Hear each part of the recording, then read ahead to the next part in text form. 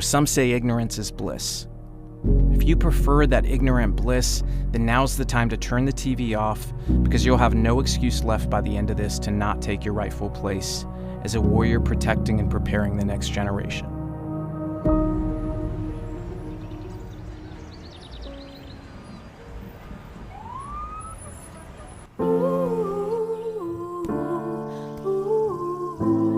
We're the Starbucks.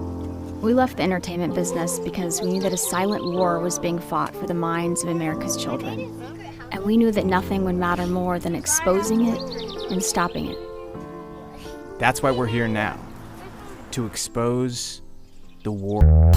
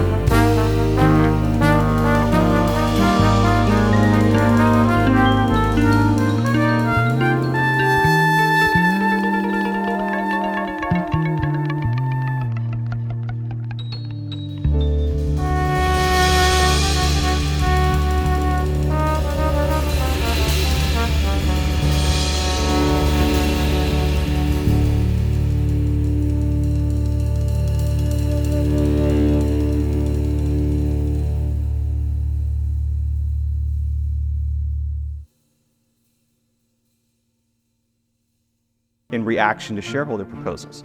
Jesse Jackson was at 2 of those 3 meetings applauding. Why are shareholder proposals important? That's one reason. But they also move the cultural needle. Fast forward 3 years. That's when Goldman Sachs announced that they were no longer going to finance any company's IPO unless they had at least 2 diverse board seats in the terms of affirmative action. That's when NASDAQ put a rule in place where they said they are going to delist you from the exchange if you don't have 2 diverse board spots. One for a woman, one for an underrepresented minority. Why is it that our kids today are faced with pride flags everywhere they go, no matter what, at every company? Now, to keep your perfect score on the Corporate Equality Index, you have to have 3 events each year that promote the LGBTQ+ community. So, you've got your Super Bowl ads that have gotten crazy. There's one. You get your, flag up on all of your, social media and your website during Pride Month. You better find a 3rd really quick before the year runs out, or you're going to lose your perfect score. What happens if a company steps out of line and they don't do those 3 things? They are tarred and feathered and shamed. As a consumer, as a mom, it feels like corporate America has given us all a giant middle finger. Are they banking on us going back to those same buying behaviors after these Balenciaga and Target boycotts are over? Yeah, they frankly are. Talking with Justin got us thinking. How well do we know where our money is going when we shop at Target or get our insurance from State Farm? We looked and found that Target has given over $2 million to GLSEN, an organization that promotes schools secretly transitioning children and undermining parents, while State Farm went the extra mile after their donation to GLSEN by partnering with an organization called Gender Cool. The program that they supported gave LGBTQ+ books to kids as young as 5 years old to introduce concepts about gender identity and transitioning to them. These companies aren't alone, though. A quick look at GLSEN's website displayed sponsorships from Hollister, Disney, PetSmart, Gucci, YouTube, New Balance, Hulu, Amazon, Calvin Klein, Nickelodeon, Walmart, and many more. GLSEN also supports pornographic books in schools and opposes the removal of them. GLSEN is only one of the nonprofits using funds donated by corporate America to fundamentally change the reality we live in. These are other groups that many corporations are giving money to without your knowledge. Even Walmart has funded drag shows and gender ideology for kids. Every once in a while, powerful people pull back the curtain to expose the plan. This video is one of those times. In Davos a couple of years ago, Vice President Biden met privately with those of us working behind the scenes, and he sat down with us and looked us in the eye, and he said, "You companies can do what we government cannot and will never do. You have to change the world on this issue. We are committed to change the world for LGBTI inclusion around the world." How many companies have signed on to that now? 270. Our goal is to get many, many more, and then to work around the world. We're bigger than a lot of countries, so tremendous power. After talking to Justin, we still had questions. So we sat down with a former top executive at one of the largest ad agencies in the world, Deutsch. So I was Chief Creative Officer at Deutsch. I was there for 8 years, and before that I was 12 years at TBWA Chiat, which is the other probably biggest agency on the West Coast. What does diversity, equity, inclusion look like at a major ad agency? Diversity is conformity, equity is unfairness, and inclusion means exclusion. Every ad is about advancing wokeness of some kind. We used to sit around and say, what does our agency stand for? What does this brand stand for? We're not asking that question anymore. We stand for diversity, equity, and inclusion, which is wokeism, just packaged up for corporations. Are they intentionally sexualizing our children and stealing their innocence? I think they're trying to introduce the radical gender theory, radical gender ideology to your child. They're using commercials and merchandise and what they're selling to get your kid to believe that. That is how advertising works. Over time, it's building equity, brand equity in your mind. Fortune 500 companies and Fortune 100 companies have decided that they're going to indoctrinate your children with radical gender ideology, and that's 100% what they're going to do, and they don't even question it, and you should just expect that. It just seems like there's no moral, construct at all, or end to this. No boundaries to message sexuality to kids, to the gender ideology. If we don't speak up, it's over real fast from here. I don't think it's going to take long now. So as long as they can protect their own kids from this insanity, they're perfectly okay with pushing it on unsuspecting children whose parents maybe aren't present. I think that's right. I think they feel at this point the incentives are greater to do that. What do you think parents out there should do to prevent this from hurting their kids? Basically, the thing I would tell parents is there's an all-out assault for the brains of your children, and it's coming through every form of media you can imagine. And if you don't know that, you're naive, and it's going to transform your child's mind, and it won't take long, unless you guard their mind. So what can you take away from this? Look at the examples set this year by conservative boycotts of Bud Light and Target. Those companies have lost over $40 billion since the start of those boycotts. Use your money as a weapon to fight back in the war on children. Go the extra mile to buy from companies or small businesses who aren't pushing woke agendas. This is key to reclaiming America, and it's a far smaller price to pay than our ancestors had to pay. Know what your kids are doing online and protect them from the harmful content before they see it. Talk to your kids about how advertisers and major corporations are using the mere exposure effect to change their values and beliefs.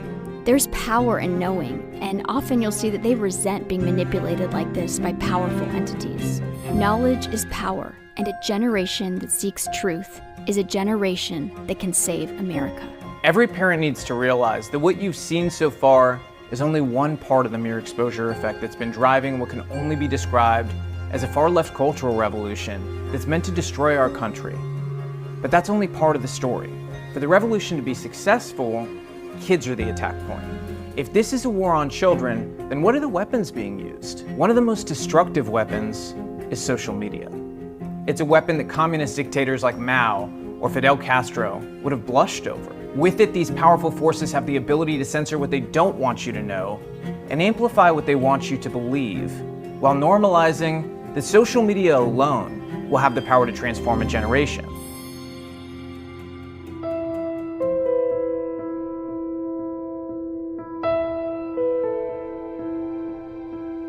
Have children died because of social media?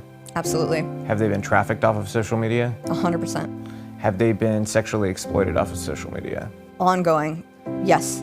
How did social media influence your transition? Well, honestly, I didn't even know that transition from female to male was an option until I was on social media and began being exposed to those type of communities. And it just really appealed to me as a scared, traumatized, girl going through puberty, precocious puberty, and I just clung to that idea. What platform was the first platform you saw it on? Instagram, but I think a lot of content trickled over from Tumblr and it was reposted there. Did the algorithm eventually start feeding you this stuff in your For You pages and things like that, where you would immediately see it even if you didn't follow the accounts? But I do think the algorithm was definitely geared toward and would recommend like more accounts and stuff like that. They were pushing the idea of transitioning? Right, like a lot of LGBT pages and stuff like that. It's definitely alluring, the idea of, a super accepting, loving community. How accepting and loving have they been since you detransitioned? Honestly, if anything, I feel like I've been hushed. I've been told I'm going to hurt trans people by speaking about my experience, and that I'm taking their rights away. So they want to erase you. That's what would make them happy. Essentially. At what age did you get into porn? So I got into porn at 18 years old and up until 23. And how did you get into it? So I came from an immigrant family that didn't have a lot of money. I wanted to have, financial freedom. So for me, it was very accessible. How has social media affected your life, your peers, and your generation as a whole? I'm scrolling on TikTok and I see these crazy people putting up the most awful things, and I see little kids with TikTok. What are they looking at? I think that we have teenagers that grow up in society today and they feel heavily influenced. Now we're going to turn to the new warning from the Surgeon General this morning about growing concerns around social media and its impact on teens, and why he's calling on companies for rigorous health and safety standards. It really is influencing our generation in more of a negative way than a positive way, because people feel like they have to compete with these other people. I don't think a 10 or 11-year-old should have social media. A child is easily influenced. Social media addiction is a growing concern for many parents. In fact, according to Pew Research, 97% of U.S. teenagers go online every single day. Like, I'm young and I scroll through TikTok and I see all of these people who have jumped on the transgender bandwagon. Our generation is seeking affirmation constantly, and that feels good. And like, I think a lot of people our age don't even care whether that's a real person or not. Do you feel like you're fed explicit content, though, as a young person by these social media companies? Oh, definitely. 100%. I feel like it's allowing it easier to get to pornography. You see something, you can't always like unsee it and stuff. So they're finding this identity in social media, in pornography, from the LGBTQ religion. There's a higher percentage of women that are addicted to pornography now. I know for myself, I've fallen victim to this type of thing. Sometimes I'll see like a drag queen being so sexual and gross, and I'm like, what if the little kids who I babysit, who I see on their iPads, they're scrolling through TikTok, see that? People will get bullied if you don't have Instagram, if you don't have TikTok, if you don't have Snapchat, Twitter, whatever it may be. How's it affecting your friends? Like, what have you seen from them in terms of even changing behavior? I saw the kids who I grew up with turn into these transgenders, and I would have to call them Z, Zem, Zer, or I got in trouble. But I've seen a steady, year by year, change in their patterns and their belief systems. A friend of mine who clicked on this site kept looking and ended up starting addiction to pornography. Kai Raychuk, the founder of Libs of TikTok, who for a very long time was anonymous. Nobody knew who you were. Let's talk about how you got here. It started during COVID time. There were all these TikTok videos going very viral on Twitter, and it was mainly just COVID themed. I saw a whole nother side to TikTok that went beyond the vaccine songs and the dancing nurses, and that was the LGBTQ activism on there. TikTok specifically is designed to target young people. That's who their audience is. When you got on TikTok, you downloaded it. How quickly were you serviced those videos on, trans content? Right away, almost immediately. It's the first thing that pops up. They feed you content about pronouns and about transgenderism and drag shows and all that kind of stuff. How do you see this when you watch these videos? Like, what is at the root of it? Attention and mental illness. And what is being done by our government? I don't see anything being done. Having young kids on social media is really, really dangerous. Does something need to be done, whether it's finding a way to segment and remove porn so that kids aren't exposed to it? Definitely. I think porn should definitely be restricted to 18 plus. I don't think kids should be able to access porn. Do you think that it's irresponsible or even unethical or wrong that social media companies invite children at age 12 and up to come onto their platforms knowing that there's pornography all over the platform and even predators that have access to kids? Absolutely. I feel like it is the responsibility of all these social media platforms to put an age limit. Again, if it would be me, it would be 18 years old. After that, we were curious. Would young people today give social media to their kids? So would you give your children social media? Absolutely not. Not at all. No.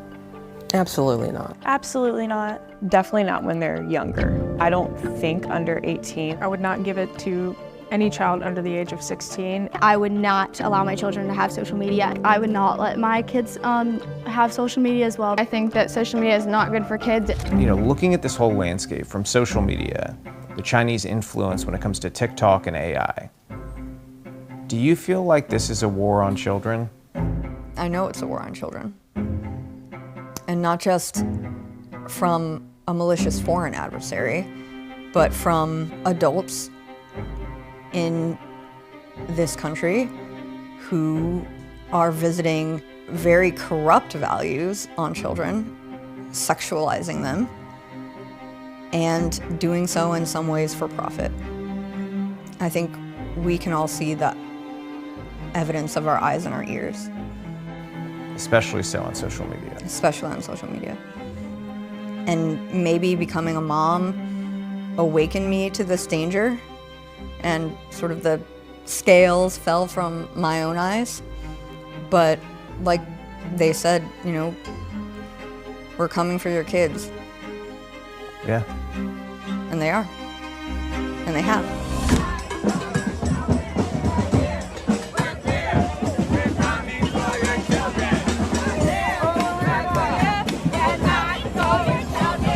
have confused citizens. The honesty from these young people hit us hard.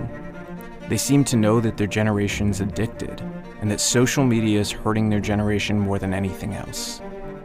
Their instinct already is to protect their young. But what are they protecting them from?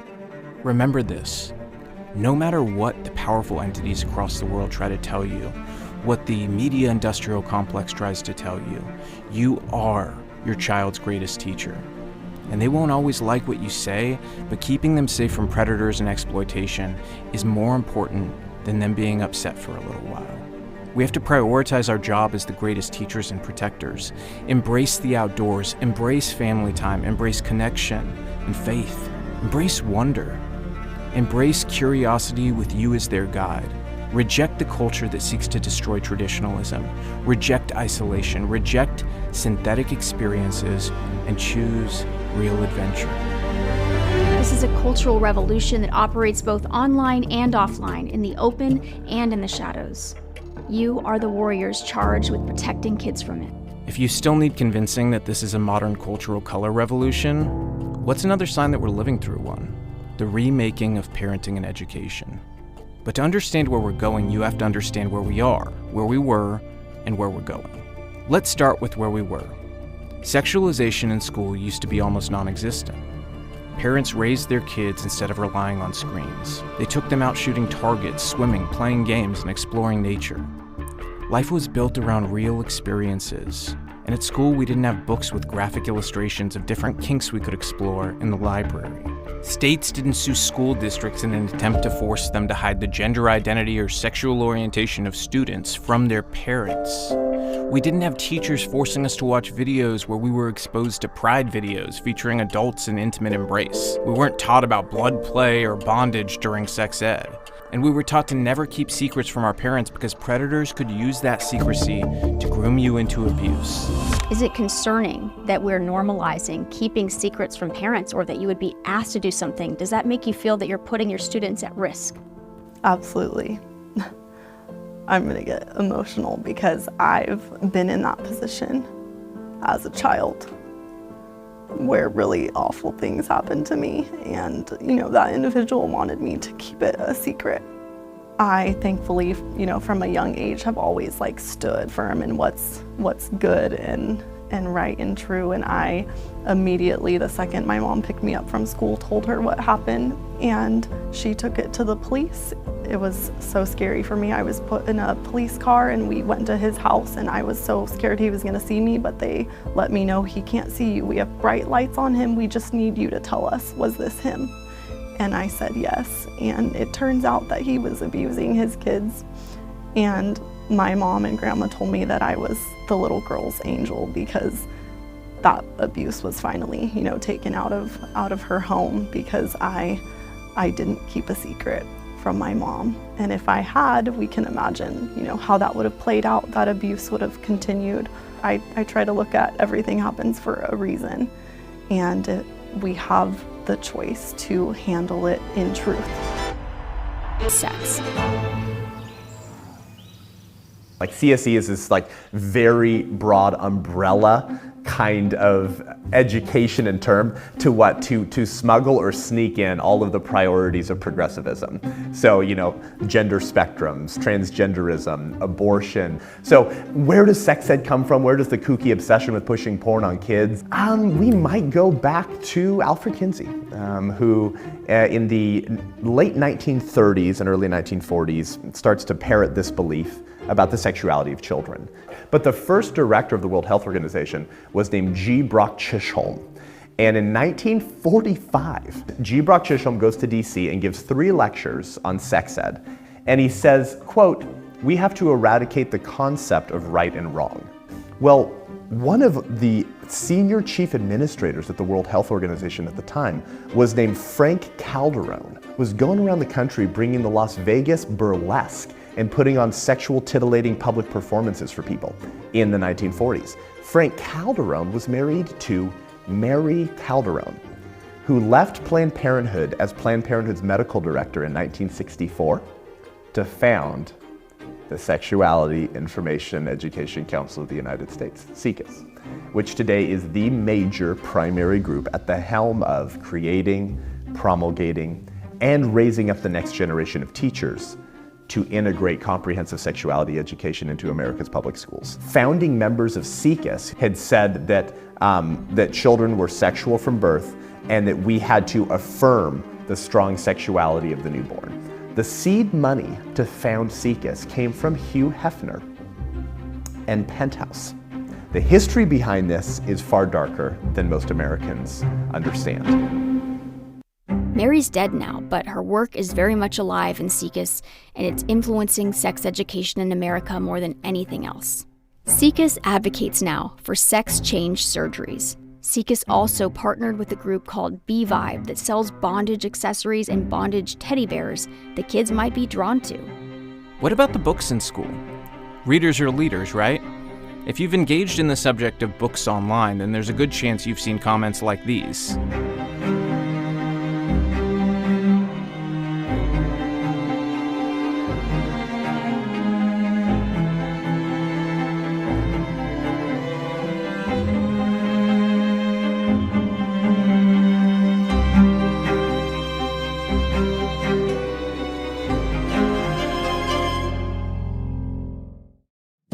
People like you have been bold enough to say, this doesn't belong in our schools. This is what you don't want kids to see, is that correct? Exactly. And why is that? Why do you think this is inappropriate for children? That is grooming, but it's also a form of mental rape. You don't think that this is empowering or inclusive in any way when they talk about eating their own bodily fluids from sexual functions? That's not something that you think is empowering or inclusive for our children? You know, I'm filled with righteous indignation. We have people in this country, they will go to any extent to push their level of normalcy, which is really abnormal.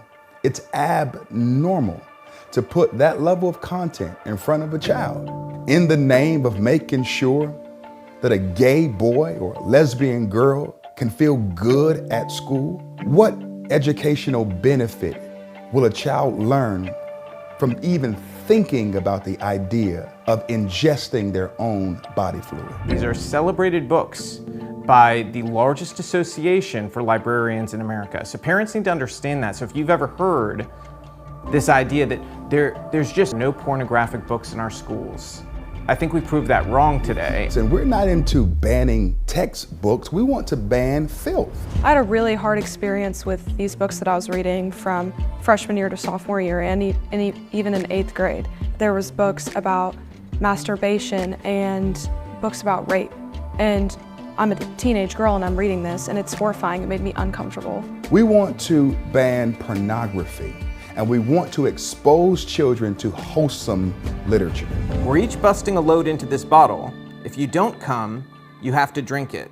Ha ha ha. Give me that. I'll show you how to do it. And it comes with illustrations. This one is called Flamer, okay? Every one of these books can be found that we're showing today in a school library in America. And again, this is depicting children. This is supposed to be kids. People in the Democratic Party who say there are no pornographic books in our schools. What would you tell them? I would say that they have reprobate minds and that their conscience has been seared with a hot iron. I think in many ways the adults had to become desensitized first to be willing to subject children to this type of content. What happened to society where we've all been groomed to now think that there's some sort of subjective interpretation of a blowjob or anal sex tutorial showing that to minor children? Oftentimes we hear about mama bears speaking up at school boards and addressing these issues. I'm trying to call forth the papa bears, men.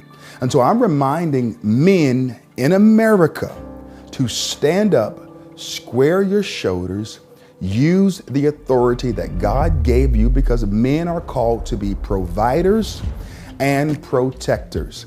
But today, our men in the culture, our pastors in the culture are not engaging the intruders. The enemy has not crept around the back door.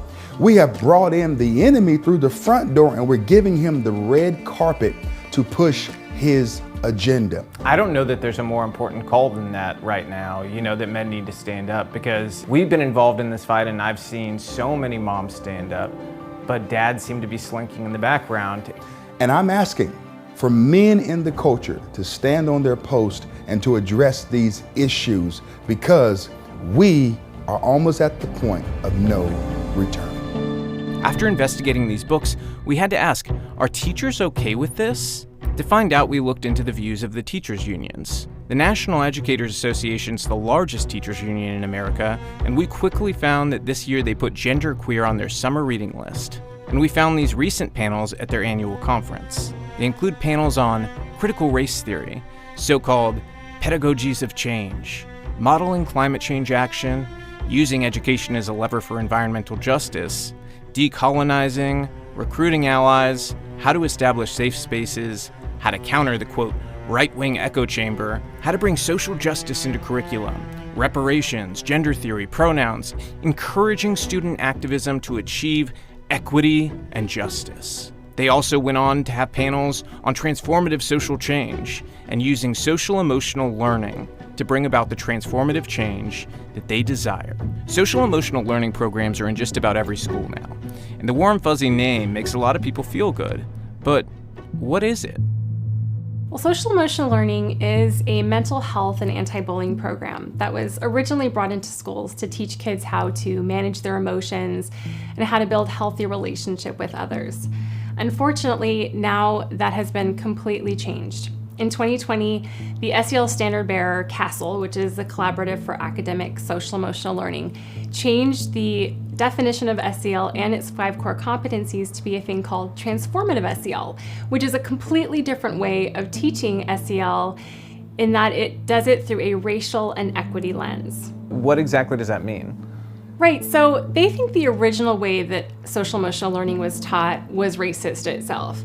They said that it made children of color had to conform to the norms and standards of this white supremacist culture, and therefore it needed a whole redo. And what they're doing now is they're taking subjects that are usually taught in SEL, like empathy and perspective taking.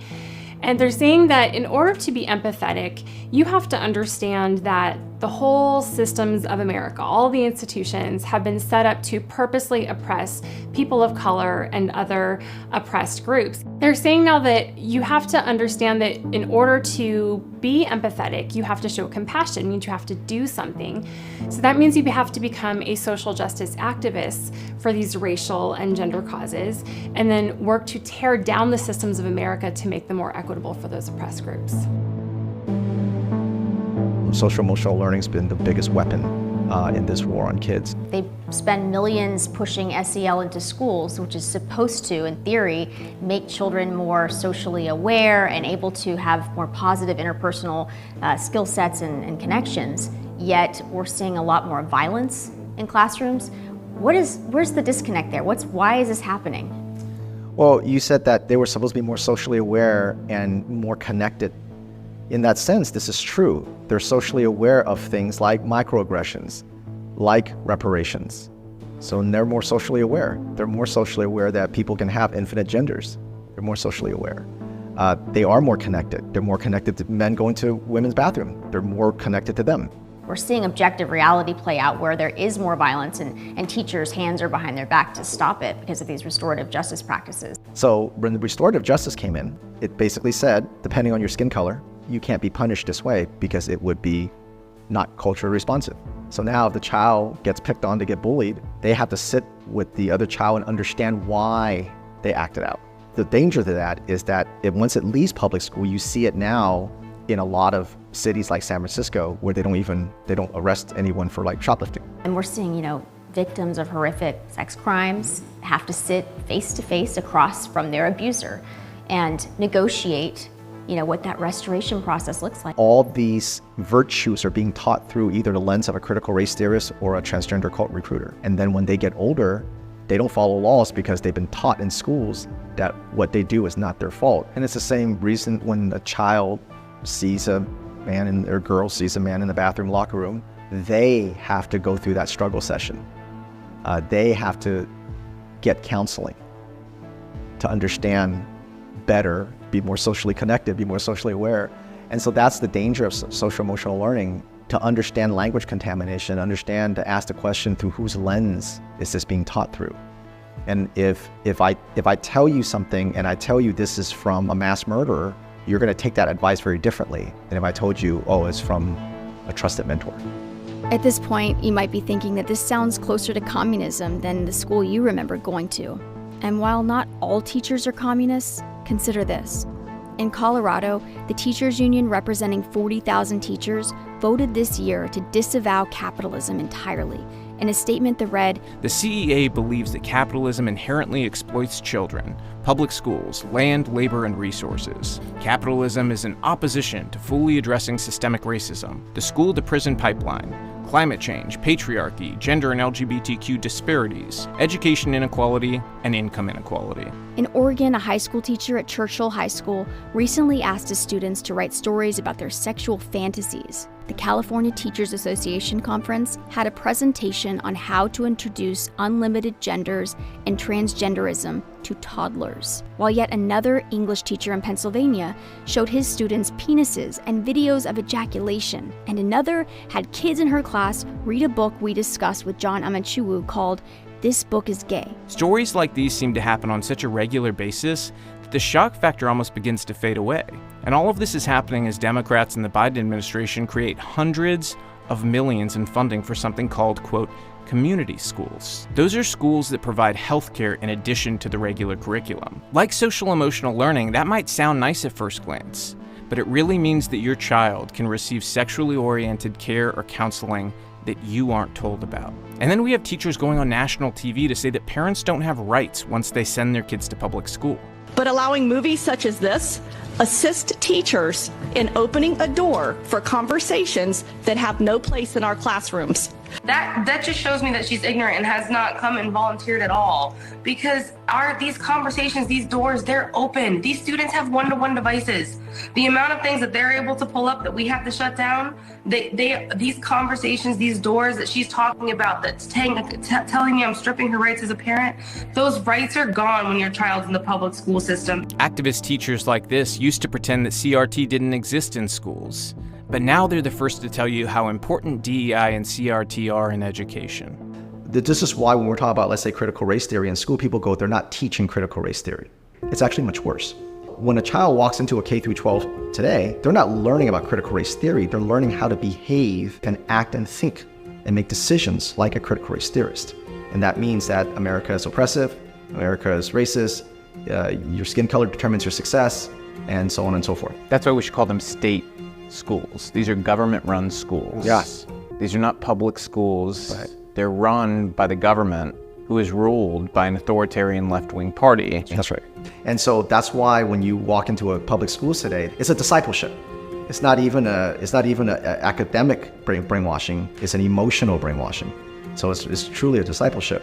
And that's why these kids, they behave like missionaries because they're trained like one. And so whatever their social contagion they want the child to regurgitate, that's their mission. And so anything, whether it be climate changeism, whether it be gun control, abortion, anything, whether you have one opinion on this or not, they're teaching children in schools only one way. And that's how that's that critical consciousness that underpins a lot of the critical race theory. And transgenderism is just one of the ways. It's not a separate thing.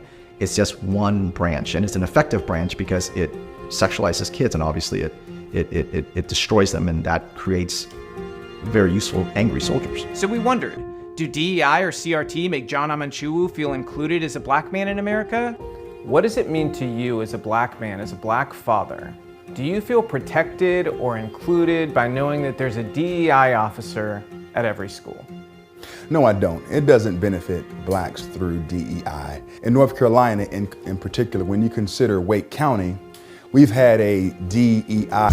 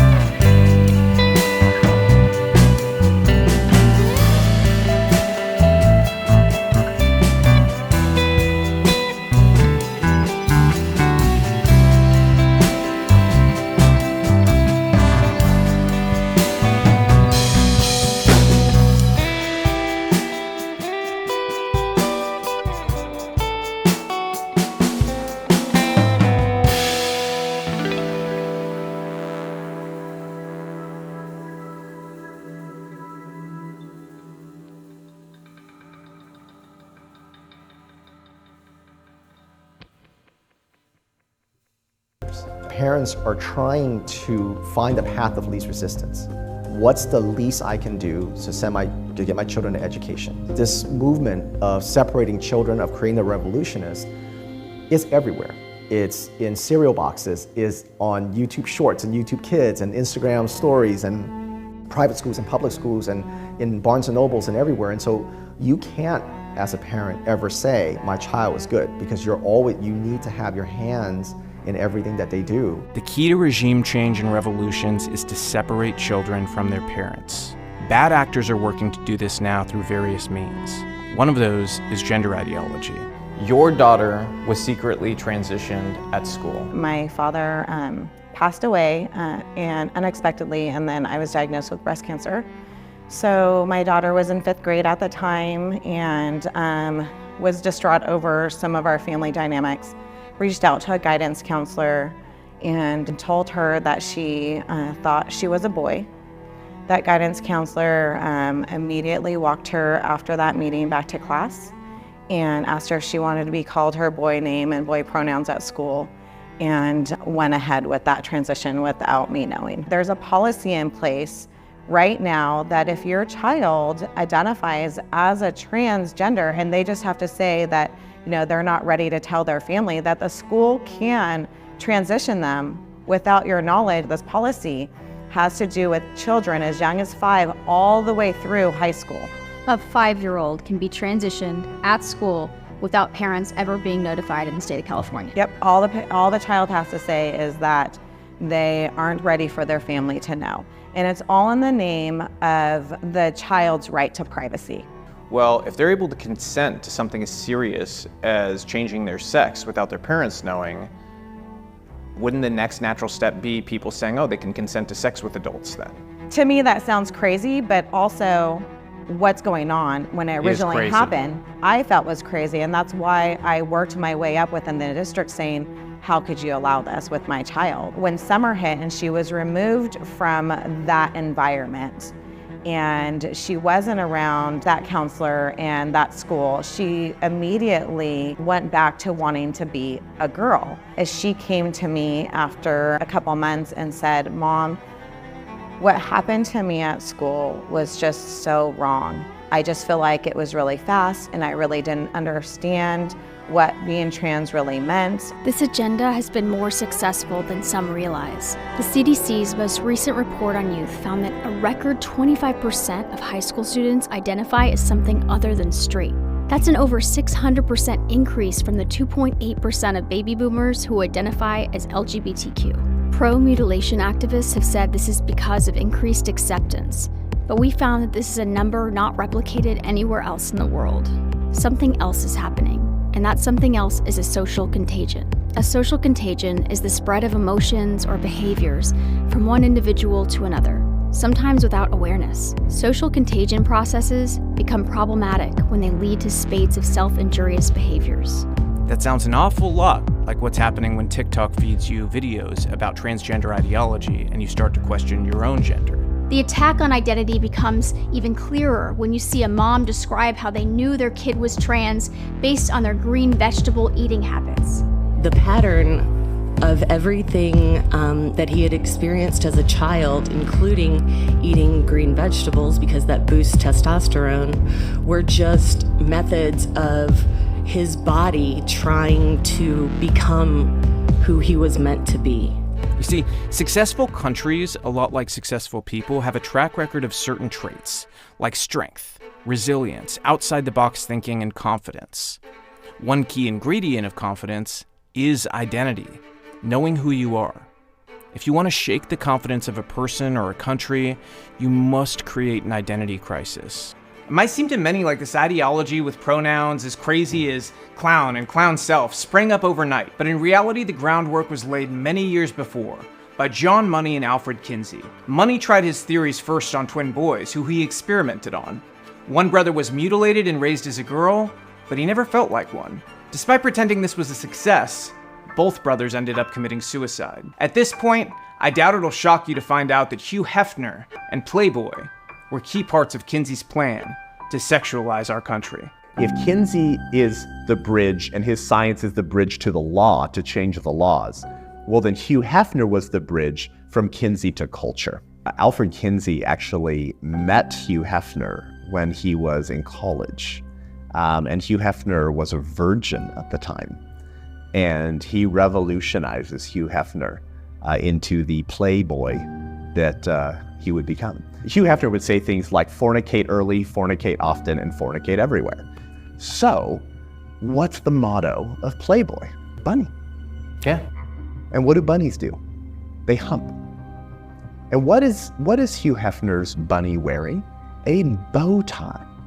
Every photo of Alfred Kinsey, he is wearing a tweed suit and a bow tie. And by the way, Kinsey built his public appearance with this lie that he was a happily married man, a heterosexual, and faithful to his wife. His biographer would later admit that Kinsey was a sadomasochist, homosexual, sexual deviant pedophile.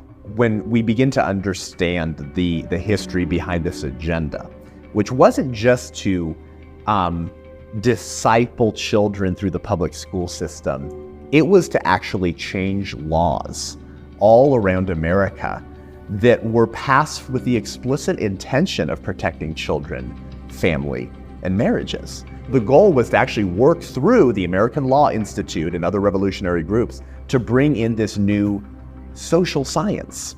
How then are we going to get this kind of curriculum into the schools? Well, we have to pass laws, but they had to get this new social science into curriculum. But then we got to get the state boards of education to accept it, right? So you know what they did? They start sending sex experts to lobby and argue before state boards of education to accept this new radical sex ed as just the norm, healthy public health kind of curriculum we need. Penthouse footed the bill to send the sex experts to lobby before state boards of education to allow for this kind of comprehensive sexuality education. Yes, Penthouse and Playboy, of course. Some of Sikas's early pamphlets in 1964 and 1965 never used the term person or child or human. They always used the term sexual being to refer to human beings because that's how they see us. One of the early board members of Sikas was named Wardell Pomeroy. Wardell Pomeroy was a very close friend of Kinsey. Some people actually think a lover. Guess who became the executive director of the Kinsey Institute? Wardell Pomeroy. In 1980, in an article called Attacking the Last Taboo, Wardell Pomeroy was described as part of the pro-incest lobby. And in this interview with Time magazine, he says, incest between children and adults can sometimes be beneficial, and it need not be a sign of mental illness. That was said by the executive director of the Kinsey Institute and one of the first board members. The primary problem with Kinsey was that his entire social science and science on sex was based off of lies. So his book, published in 1948, was called Sexuality and the Human Male. Then in 1958, he publishes Sexuality and the Human Female, which is the same year that Playboy is launched by Hugh Hefner. And he claims that most American men, about 90% of American men, are not faithful to their wives. Most of them have homosexual tendencies and engage in homosexual sex. You read his numbers and his predictions in his books, and you're like, where does this come from? Well, what he had done is he had gone into the prisons and he had interviewed rapists and pedophiles serving life sentences, guys. And so he went into the prisons and he actually interviewed pedophiles. And so he asked them about their sexual experiences with children, guys. That's what he does. And so Table 34, this is the kind of the infamous table in his book, Sexuality and the Human Male. It documents the rape of children as young as about 18 months old and as old as about 10 or 11. With how many orgasms the children had over a 24-hour period, timed with a stopwatch. And Kinsey believed that even if these children were writhing, screaming, and moaning in pain, that was just proof that they were taking pleasure from this sexual act being done on them. Is there an agenda to normalize pedophilic behavior? And so when you look at Kinsey, when you look at his obsession with incest and with the sexuality of children, it's hard to not believe that the agenda was not to normalize eventually any form of sexual behavior. Queer theory is also why you might see activists using terms woman with a Y or woman with an X. Those aren't typos, those are to remove the word men from women. Another sliver of reality they seek to destroy. Couple the vile beliefs of John Money, Alfred Kinsey, and queer theory with TikTok and our social contagion of identity confusion among youth is what you get. In some pockets of the country, this social contagion is even clearer, like California's Davis Joint Unified School District, where students self-identify as transgender 4.3 times the national average. Would you guys say that people who are identifying as all these things are being treated better? Well, they're getting affirmed by culture, and culture is the big elephant in the room because it's like everything is affected by culture, and so if culture affirms it, that means you're universally accepted. What happens is they come from these environments that they don't feel valued, they don't feel loved, so what happens is they get this admiration from people around them, and these people around them encourage them to continue doing what they do, and then they get too deep, and they value the affection and the attention that they get because they so want it, but they have never gotten it before. Absolutely, that's why they gave Mr. Thomas, William Thomas, the trophy rather than Riley Gaines. Yeah, that's one of the best examples you could use. Exactly. Well, at this private school, the teachers, would favor these kids who were going through this, and they would give them extra attention. After time, after class, more attention towards them. They're just worshiping these kids, and that makes them feel good, and that makes them want to continue to do it and make it worse, put it out there more, and indoctrinate other people, their friends, their family, into this ideology. California's 2020 to 2021 main report of the California Healthy Kids Survey also found that kids who identify as non-binary self-report far more mental illness than other kids do, including chronic depression and suicidal ideation. If you think kids can't be influenced by a litany of algorithms on TikTok, then you're not familiar with the famous psychological experiment conducted by a man named Robert Kleck. He was a psychologist at Dartmouth University. In the experiment, they put a fake scar on people's faces who were going into a room with other people. But right before they went in to mingle with the crowd, the makeup artist made what the subject thought was a touch-up to make the scar more visible. But in reality, they removed it before they entered the room. At the end, they were asked if they were discriminated against over their scar. Nearly all of them reported that they were discriminated against. They were confident that their scar was being stared at or that people made rude comments. They felt that way after only one impression, seeing the scar on their face via a small pocket mirror. Now imagine how sure a teen feels about their identity confusion if they're fed a steady stream of videos on the TikTok algorithm about transitioning. At least the social contagions when we were kids didn't hurt you long term. Maybe you had a weird haircut, a piercing, or a very unique style, but you outgrew it.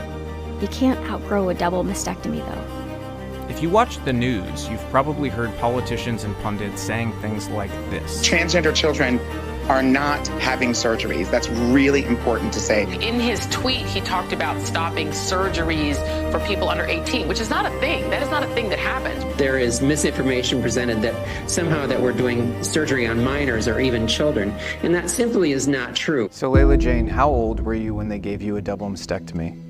It was a month after my 13th birthday. How long was the process before that with the doctors to prepare you for this? I initially started seeing doctors for my gender dysphoria when I was 12. So it was within that time frame, within a year. What age were you when they put you on puberty blockers? I was 12 years old. 12 years old, doctors gave you a drug called Lupron. This drug has been used to chemically castrate sex offenders, pedophiles in prison, but they prescribed it to you to stop your hormones. Is that correct? Correct. At 12 years old. Do you believe that you were given informed consent about the risks of puberty blockers? I don't think so. I think, it was spoken of very lightly. They really did say it. It's just a pause. There were some slight concerns about my bone development, but, they just told me to take some vitamin D. That's it. That's the only thing they were concerned about while giving you a chemical castration drug that they give to pedophiles that isn't actually designed or made to stop your puberty. It's not even approved for that. They're just playing, doctor. They're doing science experiments on little kids. At that age, you were still very much a kid, right? Right. I was really naive. I didn't have an understanding of the world. I wasn't even in high school yet. It'll never leave my mind how Layla looked when she walked in the room with us. She was a damaged young girl.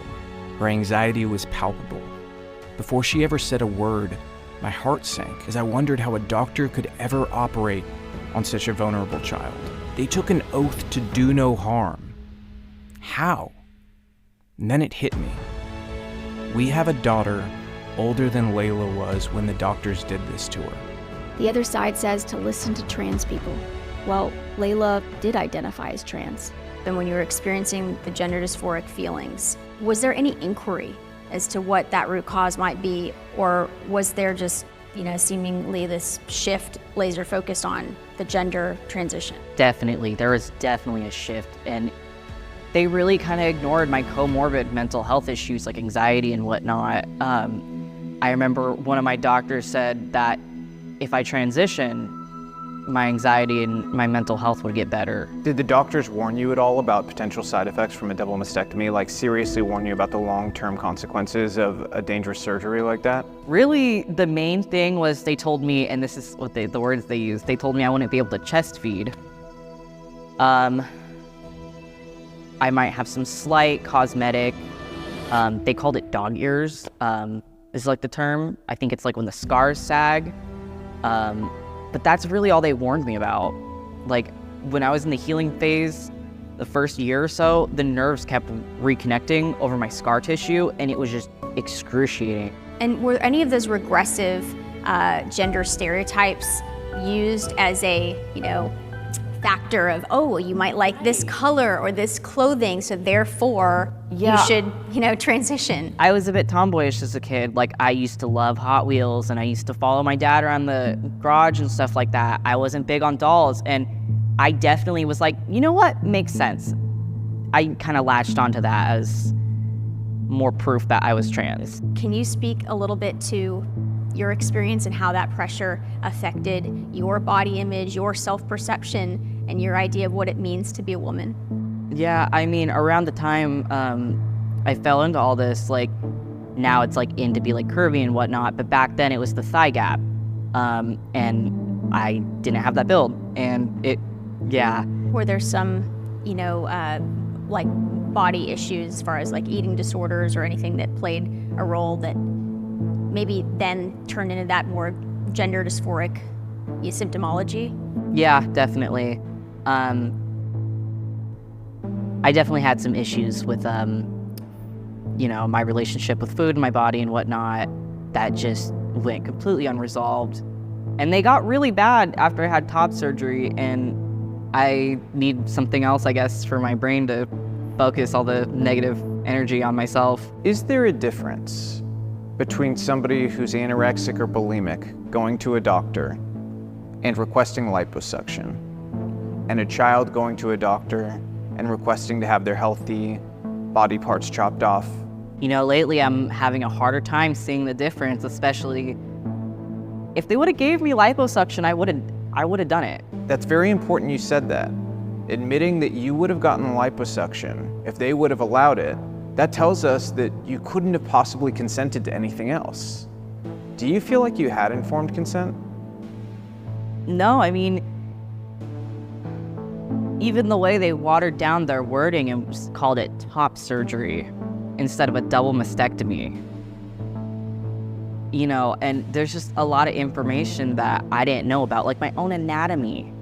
Because mind you, I was so young, I hadn't taken a sex ed class. I hadn't even seen like diagrams. I think the biggest thing that they left out that I still deal with sometimes is the nerve damage on my scars and my chest. They told me I might lose sensation, but I was expecting numbness. I wasn't expecting like the electrifying jolts and just itchy sensation that I can't scratch. What were some of the effects of testosterone in your female body? Increased permanent body hair. My voice is deepened. I don't know if you can see it under the lighting, but I have a slight Adam's apple. Is it your hope that those things will go away? I've just kind of accepted that some of these things I have to live with. This Adam's apple is always going to be here unless I get it shaved down surgically. I have increased bodily hair, and a little bit of facial hair that continues to grow. I was under the impression that would stop if I stopped taking testosterone. And it didn't. That's another thing they didn't inform you about. Correct. Who paid for all of these medical interventions? Was it insurance? Were there It- private groups or It was covered by Kaiser. everything? Yeah. Now, does Kaiser cover your aftercare now that you've detransitioned? No, not really. Layla's case is heartbreaking, not only because of what she was put through, but because she's not an anomaly. She's a drop of rain in a storm that's coming. A Reddit group called Detrans has grown to nearly 50,000 members this year. Some critics say, I thought you believed in parental rights, but parental rights don't allow you to abuse your child by giving them a sex change any more than it allows you to legally turn them into a heroin addict. In the US, one study found that 70% of pediatric patients are diagnosed with autism, ADHD, or some other mental health problem prior to being diagnosed with gender dysphoria. Kids are not the only people being abused in this scheme. Parents in the oath to do no harm are being abused as well. When I heard a pediatric doctor from Stanford using the phrase, daughter with a penis during a TED Talk, I knew we had entered dangerous new territory. Right when Avery was handed to her mom sensed a special bond, a mother's intuition that Avery was different. And her parents, as soon as Avery was a preschooler, knew that as a daughter with a penis, they needed to advocate for her rights. The trust bond where kids believe doctors and do as they say is a no-brainer when you consider the Milgram experiments from the 1960s. In the 60s, a social psychologist named Stanley Milgram conducted several studies at Yale on obedience and authority. Milgram wanted to know why people do evil things. In his book, Obedience to Authority, Stanley mused that most evil acts are committed by normal people who blindly obey authority. Basically, he believed that most people would stray from basic morality if someone in authority told them to. And he was right. In the experiments, Stanley had an authority figure tell unknowing participants to deliver electric shocks of increasing intensity to what they believed to be a real patient, and deliver the shocks all the way up to max intensity even when the fake patient begged them to stop, asked for mercy, and even when they told them that they had a heart condition. So when a doctor tells a confused child that they are in fact born in the wrong body by immediately affirming gender dysphoria, they are in effect the supervisor telling the child to turn the electric shocks all the way up. What are some of the more egregious programs that our taxpayer dollars are funding that harm children? I think it's mainly through the schools. You know, my concern is really about kids who aren't ready to make this decision. You know, people say, oh, you're a libertarian, what are you getting involved with this, the bedroom and all that? And I was like, you know, I don't care what adults do in the bedroom, but I do care, you know, if they have to tell my children about it, why are they involved with, this has to be something they need to tell the children in elementary school, they've got to tell them at the library, they've got to tell them in all these public venues. You know, 10 years ago, do you think anybody, I don't remember any conservatives complaining about a drag show for adults. You know, there are adult places that you can go around town, bars have ages. We've always had sort of this idea of adults can make decisions, and we may not approve of other people's decisions, but for the most part, we're like, live and let live, leave people alone. But with kids, there is an obligation. I mean, for example, if a child is being abused at home, even by the parents, physically or otherwise, the state has an obligation to go in and rescue that child. I think it's the same here, but it's the opposite. The government's funding the schools, and then the schools are saying, oh, we're not going to tell the parents.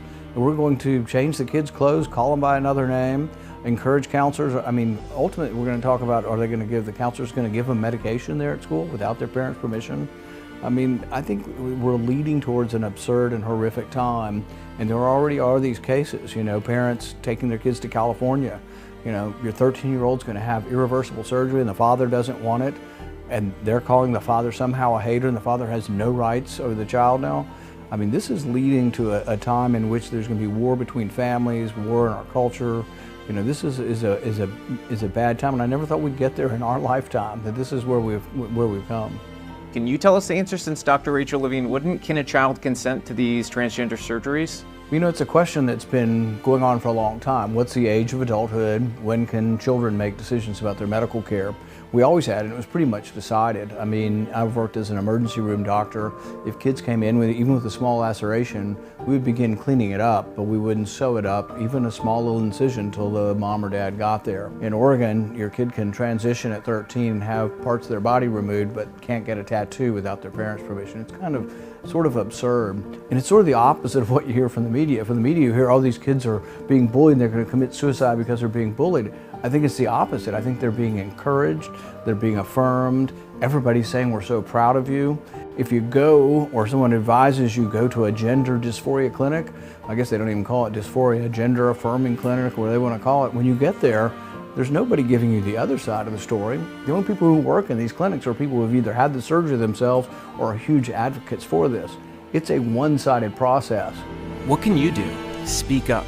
That's what every abuse survivor we've talked to has asked you to do. The conversations are going to be uncomfortable. You may lose a friend or a client, but speaking up is how this ends. Some may even ask you, why do you care? These aren't your kids. Let them do what they want. But this line of thinking ignores the reality that our kids are going to have to grow up alongside these issues, and sometimes inside a locker room with them.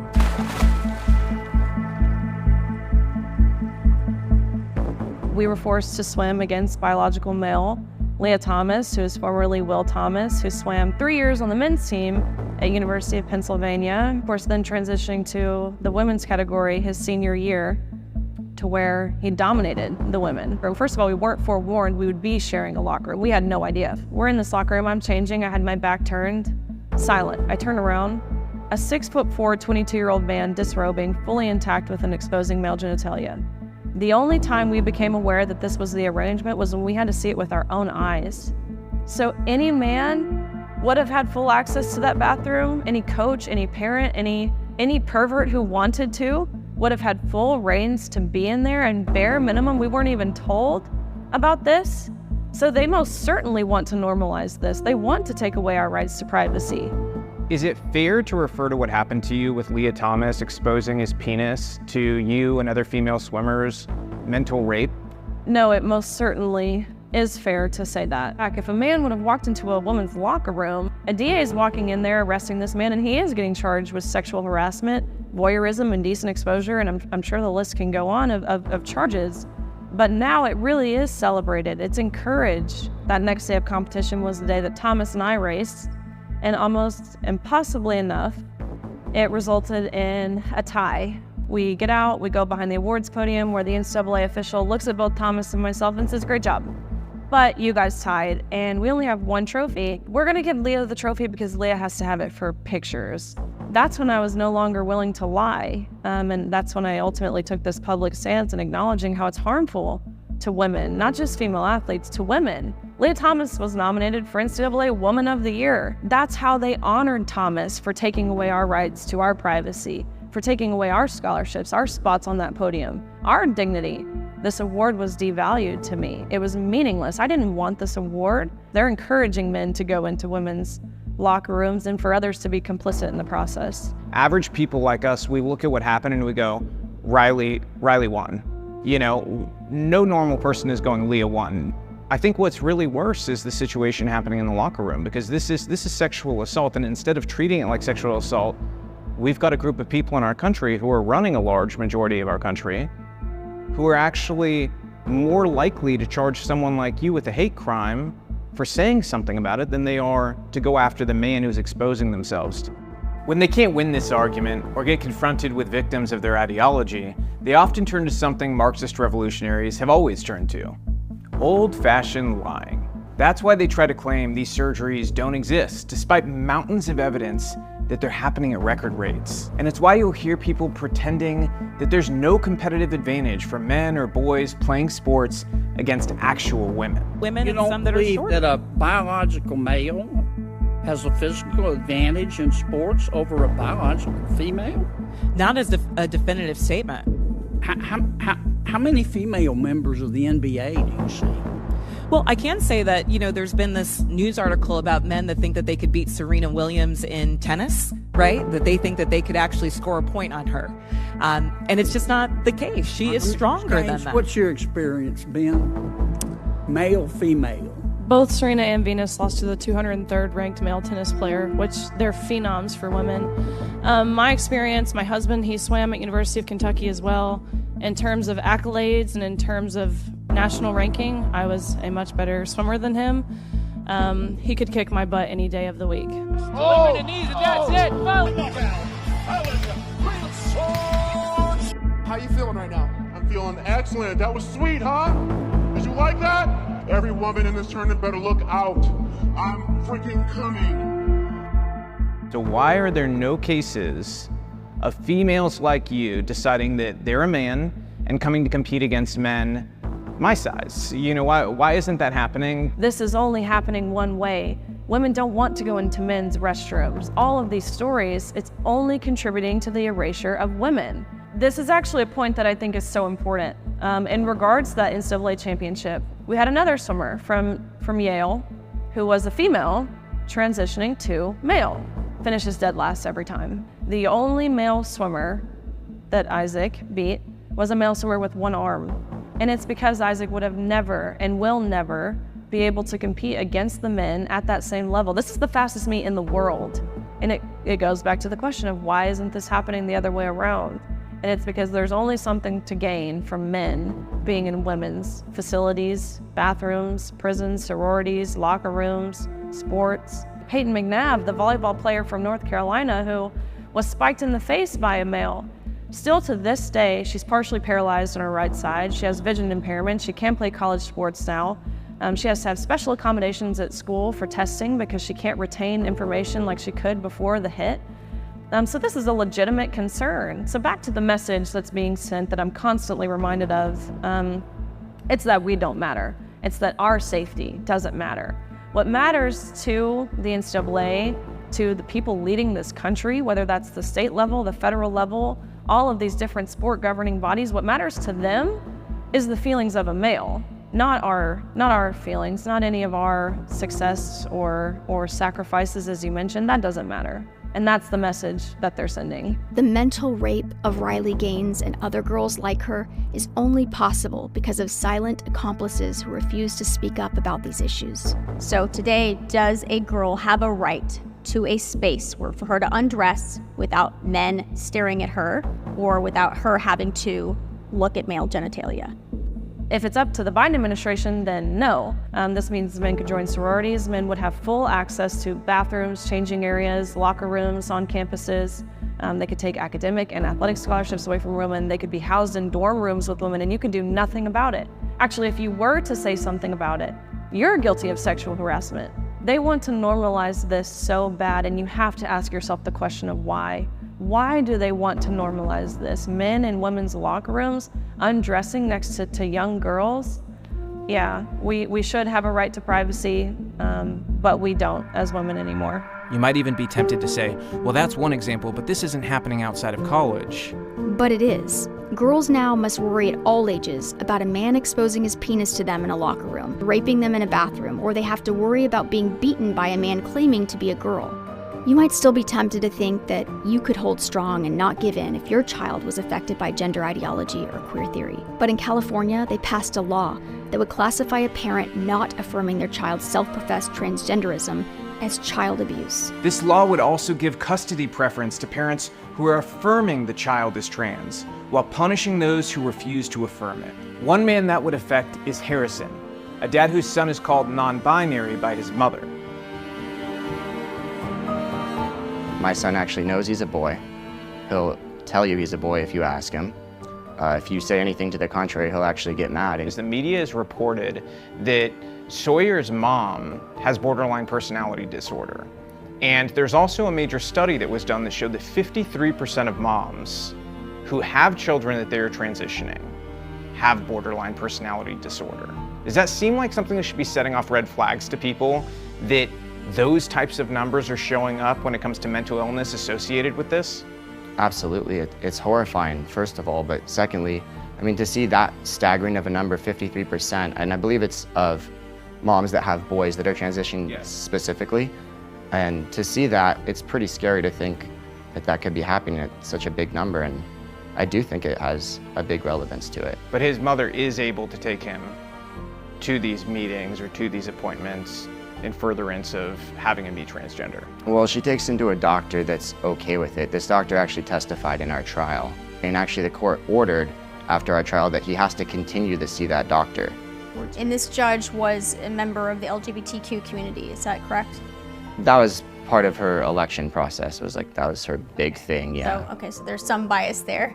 Did she come up with this on her own as far as like, I want to raise these babies, as sometimes they call it, or was this something that she saw stereotypical behavior and decided to associate that with a particular gender? When he was really young, she actually would call him a boy on social media and everything. So it wasn't till about when I started getting custody of him that this happened. I just started seeing things on social media where she was calling him they and things like that. And then I found pictures of him in dresses and wearing makeup and just a lot of really scary stuff to see. Did he ever talk with you about that experience? That, you know, was it his idea? Did he ever want to play dress up with you at your house, or was this something that happened exclusively at the mom's house? So it happens exclusively at the mom's house. And when he's with me, he fully expresses he loves being a boy. He's just like a picture perfect little boy. He'll play in the mud. He likes to fight and wrestle and climb and play sports. If he were to say, I want to play with a doll, or I like the color purple or pink, you know, how would you respond to that? I would probably just give it no meaning. In the Republican Party, state legislatures seem to be the primary group fighting back against this ideology. That's why we spoke to Representative William Lamberth in Tennessee, who championed a bill that banned sex changes for kids and voted to ban sexual adult performances like drag shows for kids. Just yesterday, the Tennessee legislature faced a domestic terrorist attack where somebody sent a letter with white powder in it. I don't think there's any determination on what that was yet, but this is clearly being done to try to make you guys afraid. When you see these activists do this, and in this case we know from reporting that this is most likely a trans activist, it was sent in the name of somebody who was trans and they died, what do you think, and are they able to make you afraid? Absolutely not. So here's the thing. We're going to fight for what's right in Tennessee. And these folks from all over the country that have obviously never visited our state, that have obviously never met a Tennessean, they don't really understand us, okay? We stand up for what's right. We stand up for what's going to make Tennessee better tomorrow than it is today.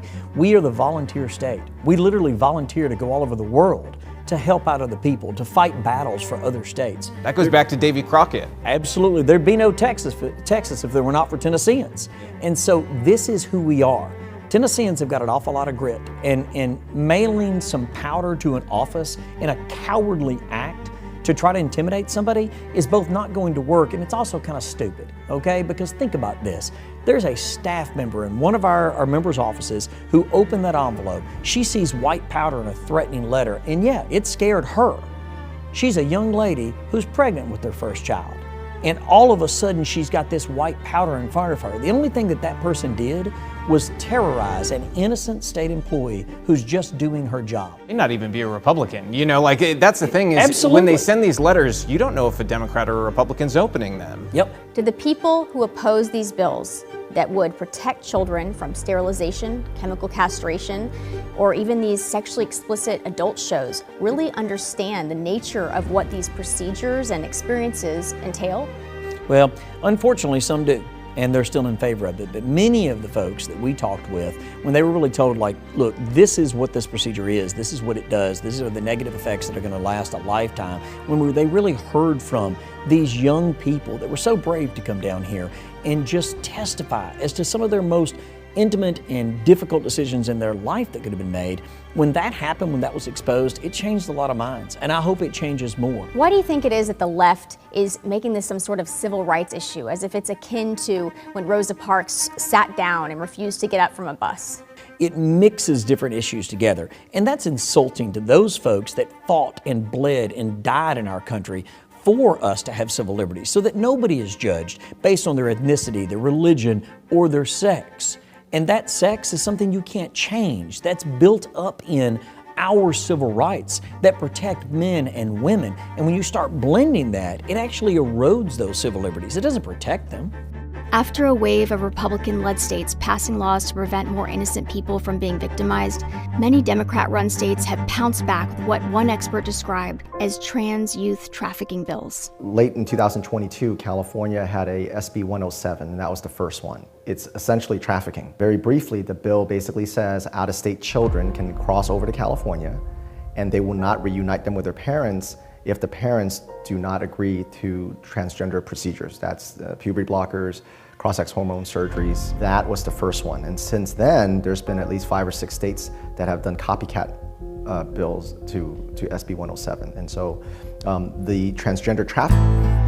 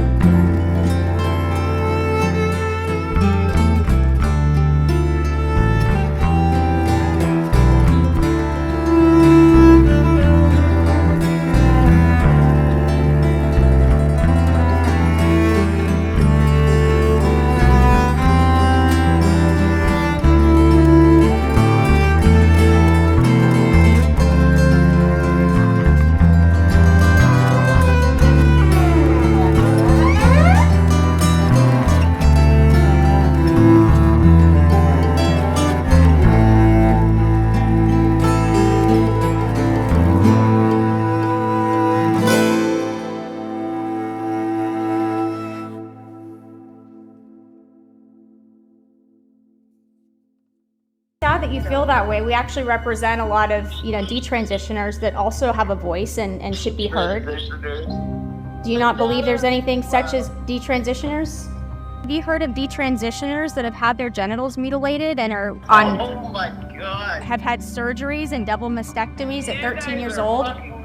And as you're asking these questions, this is precisely why we're declining this opportunity. Because we want to know if detransitioners can get help. And I hope you find exactly what you're looking for. Why does this ideology not allow questions? Isn't that a sign of grooming when you can't ask a question? I don't understand why you're continuing to ask me questions. This war even reaches newborn babies now.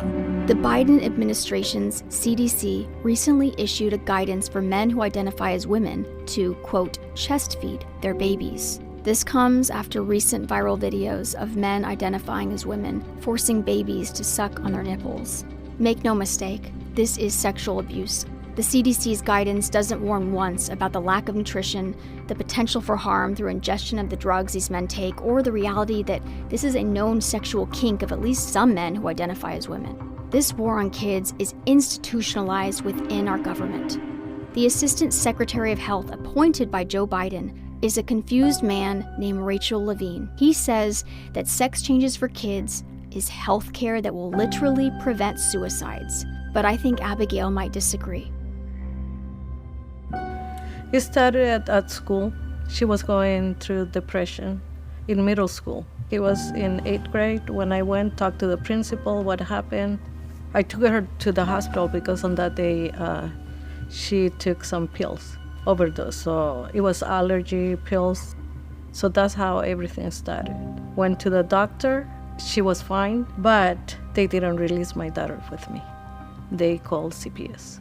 Since that moment, I had CPS at my house, coming twice a week. When her grades was going down, that's when I went to the high school and talk about, her depression. And I was hoping to get help to give her more time for the test. Instead of that, what they did is send her to LGBTQ group. I didn't know anything about it. So my daughter started, to change. She looked pretty mad, upset, depressed. One day she talked to her sister that she thought that maybe she liked girls. But later on, she wants to change her name. Her name is Yaylee. She changed her name to Jay. A couple months later, she didn't like it. So then she changed it to Andrew. And then she's starting to talk about, she felt like she was in the wrong body. I'm here, you see a girl, but inside I'm a boy. And I go like, since when? I didn't know that she was going to these groups at school. Nobody at the school told you? No, they secretly sent her to these groups. How was her mental health in the limited visits you had with her? She was not able to sleep. After, going through all this, their depression is worse than what it was before. Why? Because now they are dealing with pain, with medication, going back and forward to the doctor. Surgery is not just one. They don't tell them that. I thought she was going to go into therapy first. That they will explain the positive, the negative, and the side effects. If you want to help my daughter, help her inside out. What's in here? Why she's this depression? After the testosterone shot, she tried to suicide twice. When CPS came to remove your daughter, will you walk us through that process? They planned all this with the mother and this other kid from the high school. Oh my gosh, I was crying, and then what should I do? And I need to do something. My neighbor had cameras, so they were able to see. That car was there for 5 minutes waiting for my daughter to get out. That made me feel like my daughter was insured doing this plan. So all the time that they had my daughter, they sent it to a group home. I couldn't go visit after court. It was her new home now. After we went to court, we had a meeting there with LGBT, CPS, the people who work there, the group home, trying to convince me that what my daughter needs is going to the transition, and I have to respect her. And you have to refer to that, not to my daughter, you have to say, my son. And I said, no, I can't do that. Who's my son? They said, well, if you don't do that, you'd rather have a dead daughter and not a live son? And I said, none of that is going to happen just because a name. Why did they do that to parents? Because I've heard that from every kid who has detransitioned. They want to manipulate the parents and see if they gave up. And they are very cruel with parents. They're not there to support the parents. One of them came to my house and I asked her to leave because she asked me that why it was so difficult for me to accept a boy instead of a girl. And I said, I don't think you have children. But it's easy. Just plan a funeral for your daughter and adopt your son. Oh, and the moment I asked her to leave my house, don't you ever come because you cannot tell me she's going through this depression, trying to commit, and you're telling me to prepare her funeral? How cruel is that? What they did, people should go to jail for life for what they did to your daughter. And then September 4, she decided to kneel in front of a train. I begged even at the funeral home that I want to see her for the last time. He said, there's no that you can't. And I said, well, just let me see one of her hands. When he asked me that, he went back where they had my daughter. And he said, let me check, let me see what I can do. He was an ex-Marine. And when he came inside, he looks different to me. And he said, can I? He got his seat and he asked me, I'm gonna tell you I'm an ex-Marine. And I saw I'm going to therapy because of that. But I never got to see something like that. So I will encourage you not to see her like that, because if you insist, and I cried and I said, can I see one of her hands, finger, something? And there's nothing that you can really see.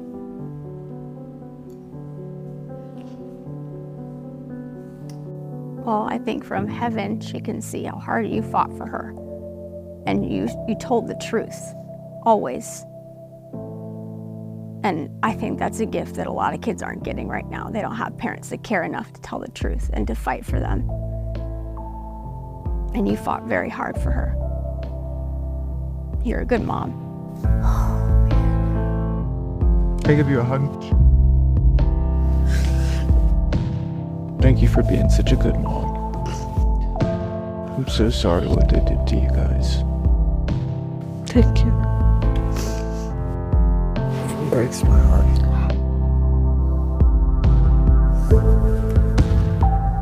What would you say to parents that don't understand the very serious result that can happen by not taking action to protect their children?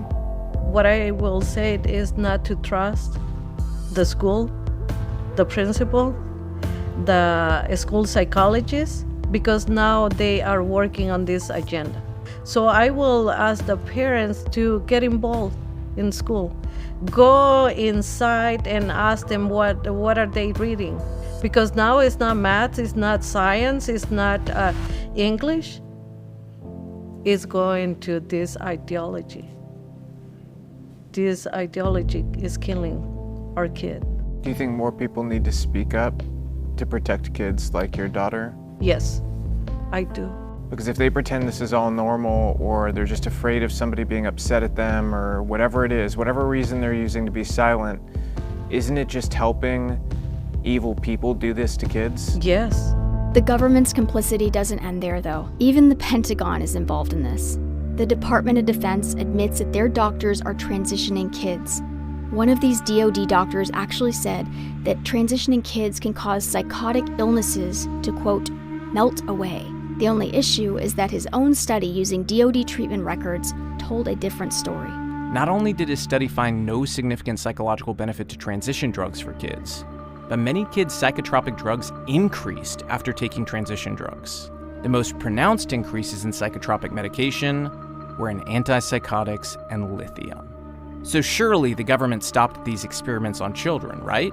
In fact, Klein and other DoD doctors, Noelle Larson and Natasha Shvay, argued in the American Journal of Public Health that kids must be affirmed and immediately moved onto puberty blockers or hormones if they have dysphoria. Dr. Klein even claimed that kids as young as 7 can make this decision on their own. He called this a human right for the child. This is who the military has in charge of this issue. Some major Pentagon doctors recently came out and they said that they believed that children had the ability to decide which gender they are, that they could change back and forth, and they also were promoting transitioning children. We've also found that they are, in fact, transitioning children. How did this happen within our own military that we've got doctors who are transitioning the children of our service members? I think it's awful, it's reprehensible, and they should be fired for doing this. I think it's a crime against humanity to do this kind of stuff. The thing about a child making the consent is, how do you make a consent to remove your sexual organs if you've never used them? They don't even know what this is. A 7-year-old barely knows the difference between a boy. They probably have a vague idea of the difference between boys and girls, but they really don't have yet any kind of comprehension of how boys and girls interact sexually. And it's like, oh, you're just gonna give up on that? That's not informed consent. The parents might be able to make informed consent, but I probably wouldn't let the parents consent to that for children, because the child has to make the consent. They have to be old enough to know what they're giving up. They also aren't informing them basically the urinary tract complications that go on and on and on. Joe Biden has recently been saying our children, as in the US government has a stake in each of our children, and that they're not wholly ours as parents, but that they belong somehow to the government. Is that a slip of the tongue, or do you think that's intentional, that that's entered his message? I think the language is very purposeful, and you remember Hillary Clinton, it takes a village. It isn't about the parents, it isn't about the individuals, it isn't about a mother and a father. You know, then there's a birthing person and maybe somebody else around sometimes. I mean, it is really about thinking that the traditional family unit, the traditional family values, the religion makes no difference. Mental health issues should be no surprise among the kids affected by this social contagion. Dr. Lisa Littman, a former professor at Brown University School of Public Health, did a study of 256 trans-identifying teens that found 82% were girls. 62.5% had at least one other mental health diagnosis before identifying as trans. Nearly 40% had a friend group where the majority identified as transgender. Nearly 50% tried to isolate away from their family. 25% stopped hanging out with non-transgender friends. 86.7% showed an increase in social media or internet use. And to quote the study, 60% of the friend groups were known to mock people who were not transgender. Despite the mental health issues that exist prior to identifying as transgender, one of the top methods used to induce guilt by trans activists who support child mutilation is citing a study from the Trevor Project. That study says that giving kids hormones for a sex change will reduce their suicide risk. But what they don't tell you is that it wasn't a scientific study at all. It was a quiz which found youth through targeted ads and offered them $50 prizes to respond. The results also excluded data on the self-identified 36% of responding youth who did not want hormone therapy. They also used this desecration of science to say that puberty blockers would lower the suicide risk for kids too. I think it's safe to say that pharmaceutical company AbbVie got their money's worth when they donated $50,000 to the Trevor Project, since they make the drug Lupron that's given to kids as a puberty blocker. It's also given to pedophile child rapists to chemically castrate them, but I'm sure they don't want to talk about that. The FDA has never approved these drugs to be used for transitioning. Yet doctors still prescribe it and other so-called gender-affirming cure drugs off-label. This is the very definition of an experiment, and it's being done on America's children. The drug companies AbbVie and Endo were asked by doctors to seek FDA approval for these drugs, but both declined. Many believe they want to avoid safety studies. Why isn't the media hounding these pharmaceutical companies, you might ask? Well, in 2020, pharmaceutical companies accounted for about 75% of the TV ad spend in America. That's why. Many describe what the Trevor Project is doing as convenience sampling. Convenience sampling involves using respondents who are convenient to the researcher. What is the cost of transitioning kids anyways? A Swedish study concluded that transgender people have increased suicide risk after transition. The study says sex reassigned trans persons of both genders had approximately a 3-time higher risk of all-cause mortality than controls. Childhood transition can also result in micropenis, total sterilization, and the inability to ever orgasm. One well-known surgeon who transitions young people recently gave an interview where he admitted to needing the help of a robot to castrate a child and create a wound that they call an artificial vagina. I want you to listen and ask yourself, how is this different from any of the most evil medical experiments performed on children in the history of humanity? That is very new is genital surgery in someone that has undergone pubertal suppression. You don't have enough tissue to line the vaginal canal, so you either have to take a skin graft or take skin from elsewhere or use an artificial product. The way that we're dealing with it is by using a robot. And we're basically performing intra-abdominal components of the surgery. So we're using peritoneum, which is the inner lining of the abdomen, to line most of the vaginal canal. In the process of making this documentary, we tried to reach out to the left. We sat down with Jolene Vargas. She's a TikTok influencer with over 30 million likes. She practices something called gender-creative parenting. Something happened that I didn't expect. She admitted something that stunned us. It was a silent knowing that what's going on online with this transgender social contagion is wrong. And some very sick people are profiting off it.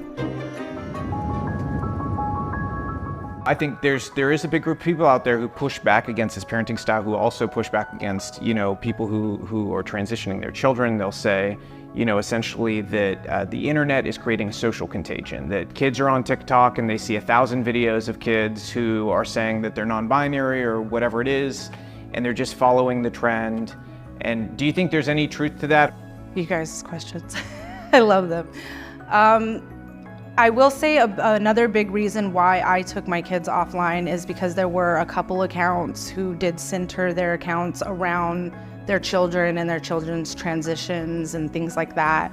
And I started to realize that they were causing somewhat of a discredit to the community, because a lot of people obviously would assume they're only doing this for the clout. These people have millions of followers. Every video they post of their child and it has anything to do with their transition gets millions and millions of views. And essentially they're getting paid. And some of these accounts are doing ads with these kids. They're making a lot of money. Yeah, and so I didn't want to add to that discredit, because I feel like if I am sharing my kids, that side of the political spectrum does get to say, you're doing that for clout. And granted, there are still some people who are like, you're doing it for clout, because even though you're not sharing your kids, you're still gaining clout from talking about your kids. My son, we did film with Disney before the pandemic. While we were filming, he had like so many rights. Like we had to get a Coogan account, which meant the money would go to him. Most of the money would go to his account.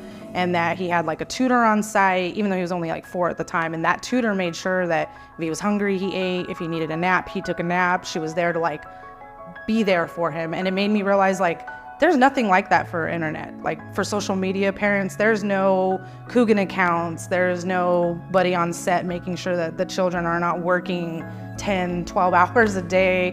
And then you see these parents doing like ads and stuff, and you're just like, that child is making the money. This movement isn't hiding its aims. A drag queen named Little Miss Hot Mess made that clear in an academic paper they wrote explicitly recognizing that pride and drag for kids was meant to be political. The sudden inclusion of kids in pride and attending drag shows has nothing to do with tolerance or acceptance. It's not only about sexualizing them either. It's about creating lifelong left-wing voters. Like other activists, Little Hot Mess ghosted us after scheduling an interview with us. You are such an awesome mom for bringing their kid out to a family-friendly drag show, ladies and gentlemen. Drag queen storytime and drag shows for kids are a political operation at their core meant to divide society, sexualize kids, and destroy the innocence of children. That much seemed clear to us, but we wanted to make sure. So we sat down with a Nashville drag queen named Veronica Electronica. Hello. Hi. How are you? Thank you for joining us. Thanks for having me. I have a question for you guys. What do you guys do when you're not in front of the camera? We're with our family. What are your last names? Starbuck. Okay. Yeah. I'm sorry, I'm gonna have to end the interview. Why is that? Because I feel very uncomfortable. Can I ask the cameras to get turned off for just a second? I just want to have a real conversation. I think that when you start equivocating a live performance like drag, that is not an adult-themed art form. It is not adult content. It's not a 21 and up XXX content. It's just It's not. We're concerned about children's safety and being exposed to sexually explicit adults who want to take off their clothes and grind and gyrate in front of children. Could you at least denounce that? I am unable to. I wasn't gonna do this, and this isn't like a thing. This is the stuff I have a problem with. And you're probably not okay with this. The kid's right there in the background. That's not an enriched child. They're not learning something from this. At the end of the day,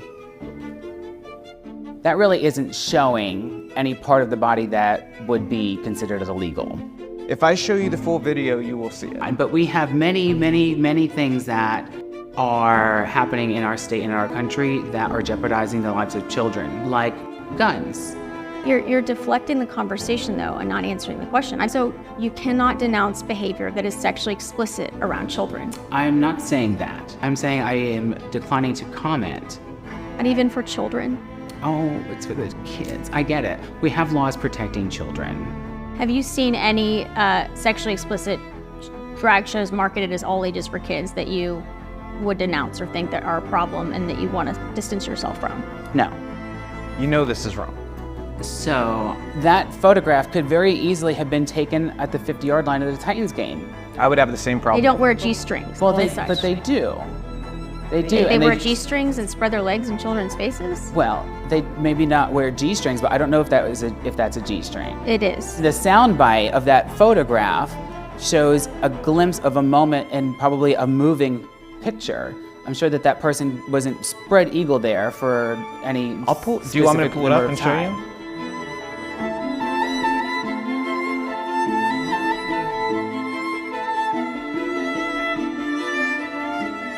Do you denounce behavior that was sexually explicit like that, of somebody spreading their legs, showing their G-string to a child audience in a show that was explicitly marketed as all ages, family friendly, just morally?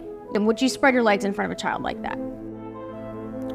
No, not on purpose. As a person of faith, I feel personally attacked for the stances that you have and the views that you have toward me, my coworkers, and my community. The amount of times I've been told that I hate drag queens and I want them all to die is ridiculous. I want nothing but good things for people. I just don't want kids to be exposed to sexually explicit stuff. I think that your line of questioning was very misleading. Every question we've asked has been respectful, has been about trying to understand that perspective. If these conversations are shut down, and we were not going to get anywhere. This interview was not about us. But the interview is to hear your perspective. This is your opportunity to tell people that you at least denounce the sexually explicit, egregious behavior for children. Well, that do you is still something think, that regardless of the laws, you don't have a problem with that behavior in front of children because it's protected by free speech? Is that what you're saying? You know this is wrong. So I feel like it's just a very simple question. Well, I'm just an entertainer. You're a professional drag queen. That's who we wanted to hear from. I am, but just because I'm a professional drag queen doesn't make me an expert in some of the legal conversations. We never asked you any legal No questions. legal question. So you cannot denounce behavior that is sexually explicit around children. I don't have to. If you want, he can walk you out. It's not the best area.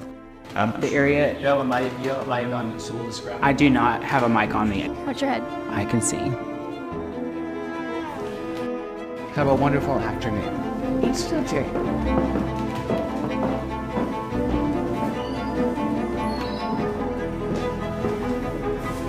Oh yeah, that was get it. Psychology Today reports that 99% of child sexual abuse involves grooming. The methods to groom a child include selecting a victim. A pedophile named Jack Reynolds gave what's now a famous interview where he was asked how he selected his victims. How did you get them alone? Grooming. I would check out their family situation. I would check out their clothing to see how well they were. When we were on the ballparks or on the gym floor, I would make sure which ones I wanted to molest. I would give them special attention. Were there certain characteristics that you looked for in children before molesting them? In children, yes, but more I also looked at their families. If I thought the father was a threat, I would not approach the child. Predators admit that they select the vulnerable. Those with little supervision online are prime targets. That's one way predators gain access to them. Then those predators develop trust. This can be done many ways, but one is to give rewards, such as attention or likes on social media. Step 4 is to desensitize the child to sexual content and physical contact. Look no further again than the social media algorithms to do that. Step 5 is what's called post-abuse maintenance behaviors. Those can look like persuading a minor that it's normal to be sexually exploited. Social media does this as well when a kid sees that sexualized girls get all the likes. Social media isn't just sexualizing our kids. It's also a vector of attack in the child trafficking trade. To learn more about this, we talked to someone who was sold online over 1,000 times, beginning at age 14. A big news outlet, The Atlantic, ran a headline saying child trafficking essentially is a conspiracy theory. Is that true? No, that's not true. I wish that was the case, to be honest. I wish that was really what was going on. But in reality, as I work with hundreds of survivors, not only in my state, but all across the country, no, it's happening. When we look at our stats, it says that 80% of victims are US citizens. I think sometimes we get this idea that it comes from third world countries, and it's not. It's happening in our own backyard. As I work in safe houses, as I run support groups, the survivors are from here. I've had 2 survivors in the last 5 years that I've been working with survivors that 2 of them came from a different country. 2. All of the survivors I currently work with are from the United States. When I look at with the idea that it's only happening somewhere else, it's not happening in America. In my story of exploitation, I was sold in over 12 states total. 12 states. But it wasn't just me. There was a whole trafficking ring. There were other children, 12, 13, 14-year-old. And I think that in some cases we begin to think that some people believe it's just prostitution. Kids cannot consent to prostitution. Our kids are being trafficked. It's interesting because I think that that same thought process is a part of what allowed me to stay in modern day slavery as long as I did, because people didn't think it was happening. So Keelan, as a survivor of child trafficking, tell us a little bit about the process that yourself and many other kids go through called grooming. Yeah, so the grooming process is very intricate and something that can take either a couple weeks to a couple of years, depending on the type of trafficking. If we're looking at CSEC, which is a commercial sexual exploitation of children, it's going to be maybe a shorter process, but if it's familial trafficking, which is it's happening in the home, it's happening by a guardian, that can take up to a couple of years. So with my grooming process, my trafficker took a couple of months, and I was actually boyfriended into the life of exploitation. And what grooming process really looks like is the perpetrator taking the time to fully understand what are the vulnerabilities, where can I enter into your life to then manipulate you into the actions that the perpetrators want you to do. When kids are groomed today, where is that happening? Oh, all over. I think that that's the scariest part in the world that we live in. When we look at the grooming process, the easiest way that kids are being groomed right now are on social media and online platforms. I think with COVID, it's kind of increased the nature of kids sitting behind the screen without parental control and guidance, which is a scary place for kids to be. If I told a parent, would you feel comfortable dropping off your kid at a park where you knew there were 3 or 4 pedophiles hanging around the park and just take the chance that nothing's going to happen to them? Every parent would say, absolutely not, that's crazy. But aren't we essentially doing the same thing online? We're just dropping them off with almost no supervision while a bunch of pedophiles hang out around them? Absolutely. I think it would be crazy to think that they're not on there. I think the hard part is, as parents, is sometimes we kind of run away from that idea because it makes us uncomfortable. When I think about my exploitation and starting as being trafficked when I was 14, my buyers knew how old I was, and they purposely purchased me because I was underage. As we listened to Keelan, I was struck by the fact that she was the same age when she was first sold that our oldest daughter is now. It made my heart sink. Who could do this to a child? How could this have been prevented? So I asked her. I watched this video where a pedophile who's in jail was asked, what did you look for in your victims? And what he responded with was honest and kind of jarring. And he said, I looked for the kids who had weak fathers or no fathers at all. Yep. Is that what you've seen, is the kids who are most at risk are the ones with no fathers around or fathers who are weak and are not going to stand up for their child. I think that is definitely a vulnerability. When we look at single parent homes, I was raised in a single parent home. What do dads need to do to step up to make sure that their kids are not those kids who end up vulnerable to online exploitation? Yeah, they have to be a great example of what a real healthy father relationship looks like. I think a lot of times in relationships, we always seek after what we've seen in the home. So if we're in homes that are broken, we often find that in psychology, you continue that cycle in broken relationships over and over again. And so how do you show up for your kids, even if you're not in the same home with the other parent? Right? Like sometimes that's just not viable for everybody. Parents go through divorces, but it's still a father's job to show up for their child and be able to sit in those very hard spaces, but have honest conversations. So there's a lack of understanding when it comes to the kind of the structure that a good father brings into that. So when you don't have a parent in the home, what we find a lot of the times is that children are missing it. So if you're not getting in the home, they're going to seek that validation in outside sources. The harm for kids doesn't end with the internet, big pharma, Wall Street, academia, entertainment, or even our own government. The very food that they eat and tap water they drink is cause for concern too. Atrazine's a pesticide that's in much of the tap water kids drink today and the food that they eat. When Berkeley professor of integrative biology Tyrone B. Hayes investigated atrazine, he did an experiment on frogs where he introduced atrazine to the water. The result was that many of the male frogs turned gay and mated with other male frogs. 1 in 10 actually began to produce eggs, and 75% of them were chemically castrated. So what is atrazine doing to our children? No one seems to want to invest in finding out the answer to that. One limited study on grown men produced results showing that men exposed to atrazine had very poor semen quality, while a rodent study found that atrazine could pose a cancer risk, and atrazine isn't alone. Similar studies have found other toxins in non-organic foods and tap water. After reviewing Tyrone Hayes' atrazine study on frogs, it got us thinking about how often people we interviewed brought up masculinity. I think there's an attack on masculinity. I think that it's watering these men down. Yeah, most people are like looking towards celebrities and they're looking up to people like Sam Smith. Like that's not even a picture of masculinity. It's just a very, very toxic culture. It is extremely hard and challenging to find like-minded, godly, masculine men. We just have a generation of weak men. We need men to like rise up and become men.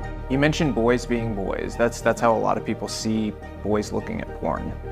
And this is sort of an interesting, weird thought I had a long time ago, and it's that somehow there was like a flip in the matrix where we switched up the way we thought about this. Because if you caught a boy outside and he's staring in a girl's window watching her change, you'd be like, he's a creep. What a weirdo. I'm calling the police. But if you see him peering in on her through his computer screen and he's paying $2 on OnlyFans, suddenly it's just boys being boys, getting out some weird urge. But the truth is, if you go back in time, these were seen as the least masculine qualities you could have. Is you were so emasculated that the only way for you to ever see a woman naked was to be voyeuristic. It's now flipped to that being empowering in some way. How did that happen? Oh, that is a good question. That's an interesting question. I don't know. Me neither. I don't understand. I think it's interesting because we stopped requiring men to be men. Yeah. I think that's exactly where it stems. We stopped raising the bar for them to navigate world in a different way. And the same thing with women, right? Like there was a standard, but now we've lowered the standards to it's okay to be super sexualized. When back in the day, that was not okay. Like not just okay, but it's better. Yeah. It's better and it's desirable. And they lie and pretend that men are going to want you then. And this will probably be a controversial take, but it's true. Most men, if they want to get married to a woman, they're not looking for the person who's super sexual. They might go on their page or whatever, but they're actually putting them in a totally different category, and it's not wife category. And if we're thinking about the context, yes, there's anomalies. Some people don't want to get married, some people don't want to have kids. They can do what they want to do. The vast majority of people want to get married and have kids one day. And in that context, we're lying to kids. These kids are crying out to us, aren't they? I mean, do you see that in the trafficking survivors you work with? Are they crying out to us to do something and to act like adults and for men to be men and dads to step up and women to be that nurturing, empathetic voice that's finding out like, what's going on in your heart? Are you okay? Oh, absolutely. I think that's the one thing that's missing and that creates the vulnerability in a lot of survivors is they don't have that. But I do think that it's the men's stance that really will create the difference in our children being trafficked or not, because they will stand in the way of the vulnerability that's happening if they're being exposed to it. We're at this point where it seems like nothing's real that used to be real anymore.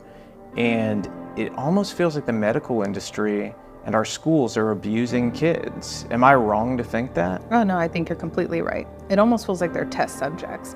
I think what's happening is they are doing tests and we're not going to see the effects until about 10 years later, when we're sitting here and we're like, we were completely wrong. But at the expense of who? Like Kids. at the expense of our children. Yeah. And that's it. No child should have to go through that. When I think about me in high school, like I was a tomboy. There was nothing in me playing sports and watching video games and playing comics. Like there was nothing in that space that was like, well, maybe you're a boy. Right. Like maybe you should change your gender. Like there was nothing. I didn't have to deal with that. But you're right. Now we've gotten into this narrative of like, well, if you feel that way, then you should change it. Porn is another weapon in this war on children. Lori Petito. Why is it important to have sex ed on Pornhub? Well, it's important to have sex ed everywhere. Are you concerned that having sex ed on Pornhub might, entice minors to come to the site to have access to sex ed? Absolutely not. And when it was created, we never advertised it outside of Pornhub. Was it ever promoted on social media or anywhere else in the news? No, we don't really promote it. Pornhub Sex Ed is here. Today we're going to talk about healthy masturbation habits, the proper way to use a condom, female anatomy. What is normal and what is not for people with a penis? What age should sex ed start for kids? I believe sex ed should start in kindergarten, in the sex education, because like you say the word sex, unfortunately, a lot of people think, oh my God, they're going to teach my children how to have sex. Like, Well, I think they think of sex, Do you believe, some of these, schools of thought believe that children are inherently sexual? Is that something that you believe starts at a young age, or at what point do you feel like? Of course. Have you never seen a 18-month-old masturbating? No, I haven't. With the hands on their pants, or little boys, they touch themselves because it feels good. Their penises get hard. All little boys ask, hey, look, mommy, my penis is hard. Like, why is my penis hard? Do you think pornography that portrays, child simulation, like with women or men dressed as young children or simulating childlike behaviors, drive the pedophilic behavior and tendencies? No, I don't think so. A Pornhub representative, I think in the, she has a big account, influencer, but also is a spokesperson at Pornhub, that made a comment about having sex with teenagers. Would you even do that? This 13-year-old, I think He could have easily passed for 15. Okay, if he wasn't necessarily like an old-looking 13. You look at him and he's definitely a child. He's just like really, like he had the perfect tan. A child and doing this adult and that shouldn't be considered statutory rape, and like it's consensual, and no one would consider that rape except maybe his mom. And that's only if she's like a total.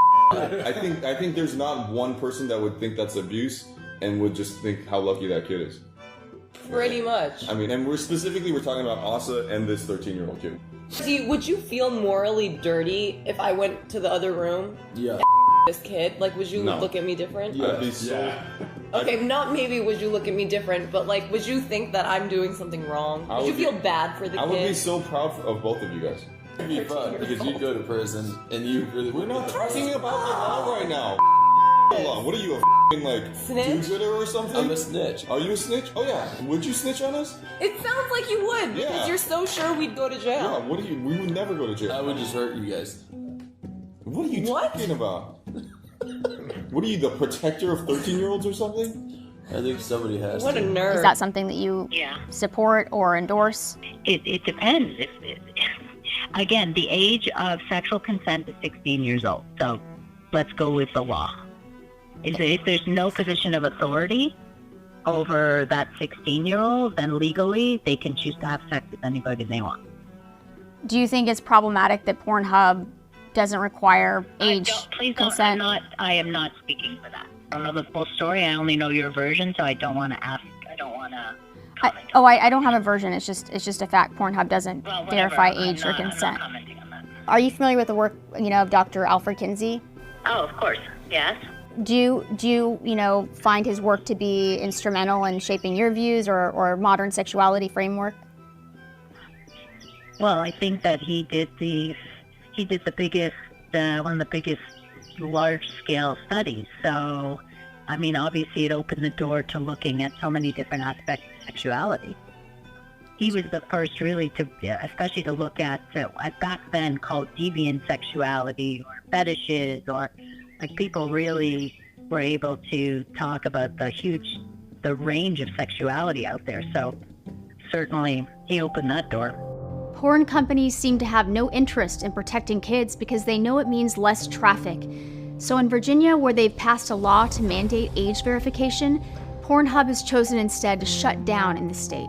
A gamble made in hopes that Virginia politicians will give in and change course. Parents could fight this by rallying a wave of legislation in other states requiring age verification for porn until it's impossible for companies like Pornhub to do business without verifying age and consent. Social media companies should face similar restrictions to ensure minors aren't exposed to porn or exploited on their sites. This is all in our control if the adults in the room stop putting their porn viewing habits in front of child safety and do their job. This generation also reports the highest uses of birth control and psychiatric drugs we've ever seen. A recent study showed use of birth control was linked with higher rates of depression. I saw a statistic the other day that really bothered me too, not just the failing numbers in academics, but the absolute crushing levels of depression and despair. This poll was on 8th graders and 12th graders, and we have near 50% level answering yes to questions like, my life has no meaning. I don't want to get up in the morning. I don't think life is worth living. This does not bode well for our future in this country. We're taking away all of the things that throughout history have given life meaning.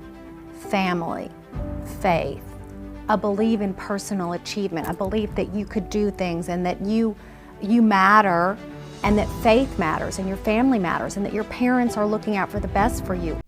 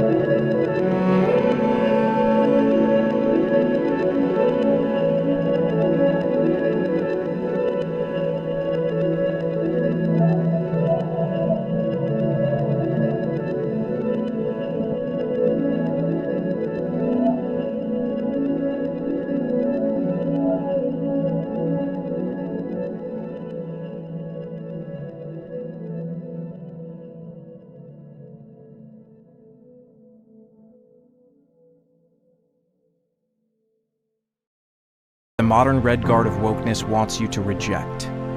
Embrace the outdoors and human connection. Embrace monogamy and marriage. Embrace being your child's leader, not their best friend. Your kids need you, and so do kids who don't have anyone fighting for them, because there's one thing about this war on children that we haven't discussed. Wars have winners and losers. If evil wins, then all of our kids lose.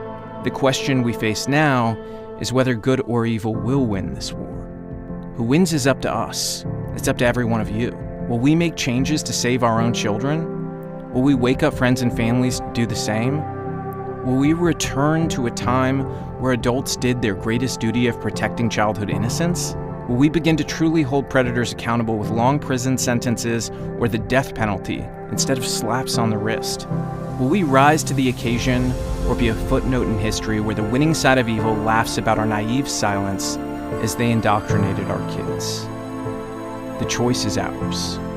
We can choose to be warriors for children or bury our heads as the next generation is influenced by people who hate our values, hate our faith, and hate the foundations of our country. We choose to raise warrior children and to be warriors for children. What do you choose?